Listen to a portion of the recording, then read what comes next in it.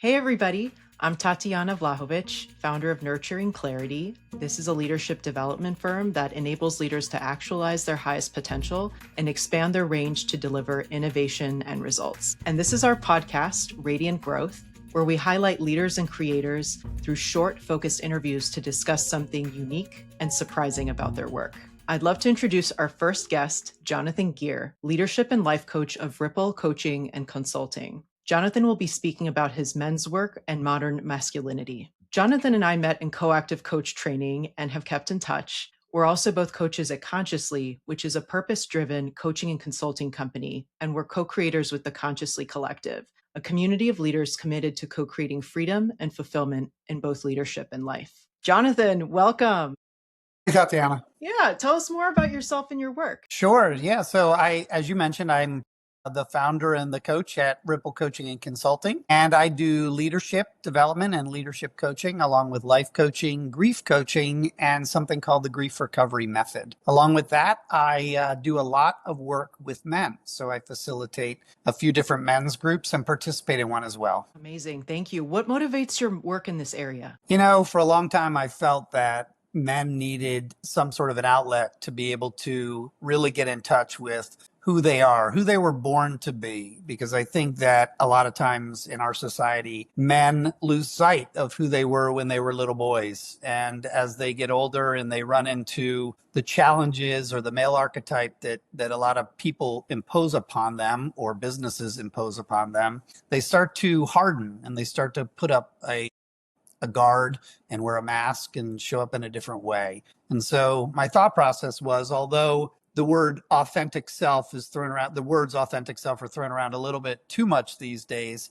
I really was trying to hope to facilitate an area where men could be exactly who they are. What types of work do you do with men? Yeah, so I work one-on-one with individual men. And I also, as mentioned, I also facilitate some men's groups. And in those groups, the idea is really to open up a forum for men to share vulnerably, to dare themselves greatly, and to really create a community and a camaraderie to where there's nothing off limits. And then the ultimate goal is to take what we do in those groups and bring it into their real life. And that's the concept being changing the world one man at a time. I see. Beautiful. So what's unique about this work, and what possibilities does it open up for men's leadership at work and at home when they're breaking down this male archetype that you mentioned? Yeah, it's a great question. I think the biggest part of it is to learn that it's okay to be,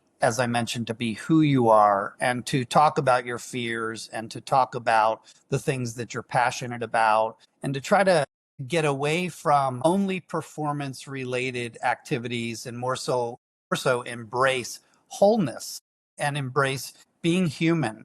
And I think what I see in the leadership, and I've got some great examples because some of the men are business owners, some of the men are in executive level positions. And I used to be in an executive level position in a large company.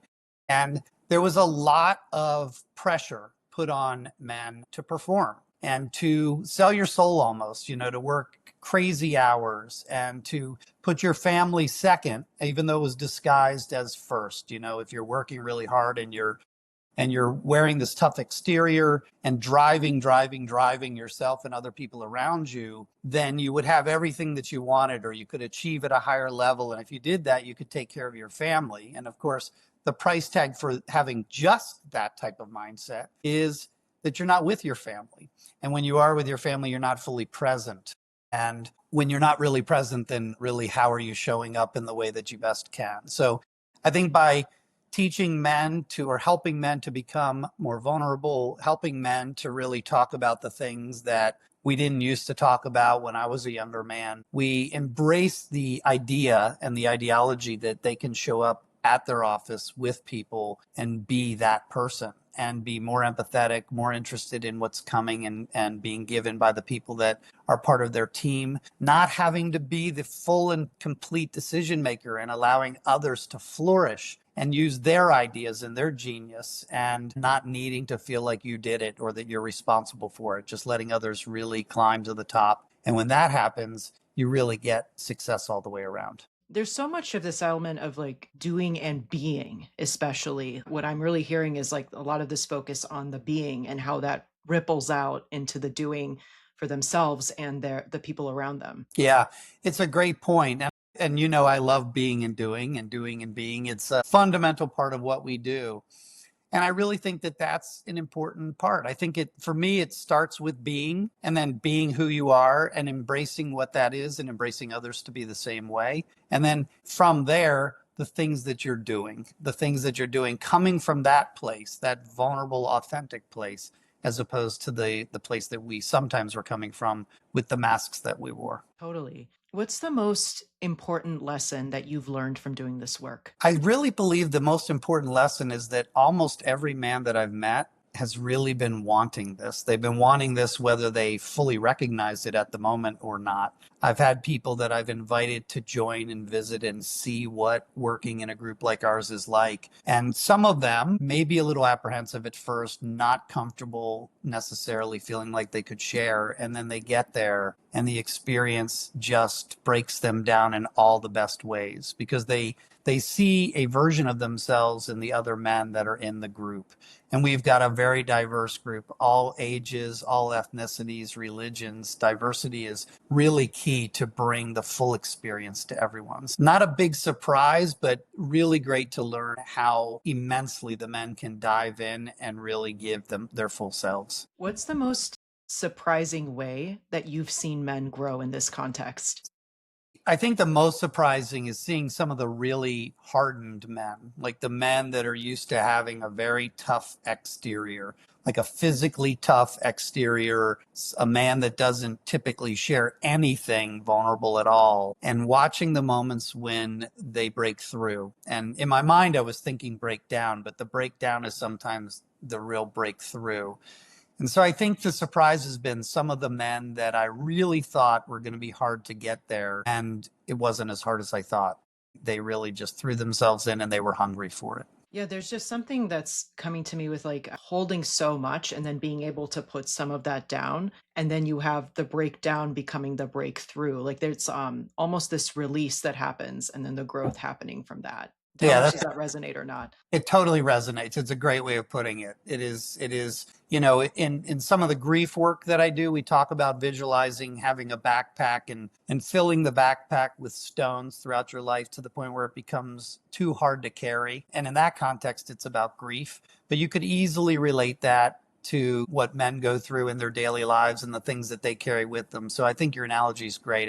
It's releasing some of that weight and allowing you to be a lot lighter. The question that's coming up to me now is how do you see your work with men intersecting with your work on grief? Well, you know, the work with grief is all about loss. Every man that I have ever worked with and that I ever talked to, all my friends and all my family members, they have loss. And that loss could be the same as it would be for a woman. It could be the same as it would be for someone that's older or younger. But for a lot of the men in, you know, in the age group of 25 to 65, that's a broad range. For a Totally. lot of them, it's the loss of being playful, the loss of being able to just be joyful and really let their guards down. And they don't necessarily recognize that that is a loss. They don't even necessarily recognize that that's a thing at all for them. So the parallels are there, and it's important in grief. It's not all about losing someone through death. It's about losing anything. And for men, they lose the ability to just kind of be who they are. And so that's the parallel. It's powerful if they can work through that. When they work through that, the world becomes a brighter place for everyone. I really see the impact of the ripple coaching and consulting as you're Yeah, talking. right.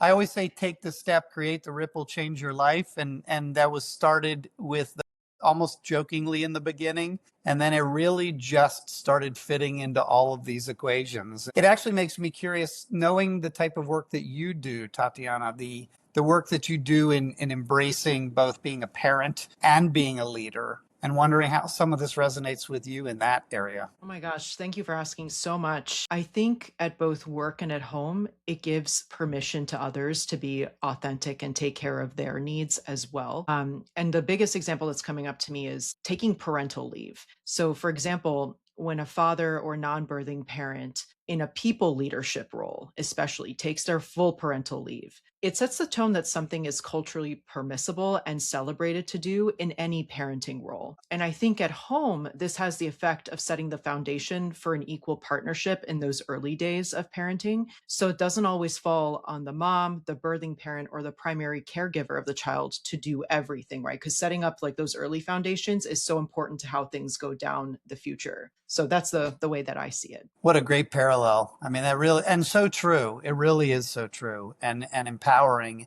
And in your recognition of parenting and the non-birthing parent as well, you're helping to embrace the type of work that I'm doing. So it's a really great connection. Thank you so much. And thank you so much for joining us, Jonathan, and telling us more about your work. How can people learn more about you and your business and the type of work you're doing? Yeah, thank you for that. So someone can email me at jonathan@theripplecoach.com or go to my website at www.theripplecoach.com. Perfect. Thank you again, Jonathan. Thanks for joining us. And thanks everybody for listening. See you next time. Thanks, Tatiana. It was wonderful.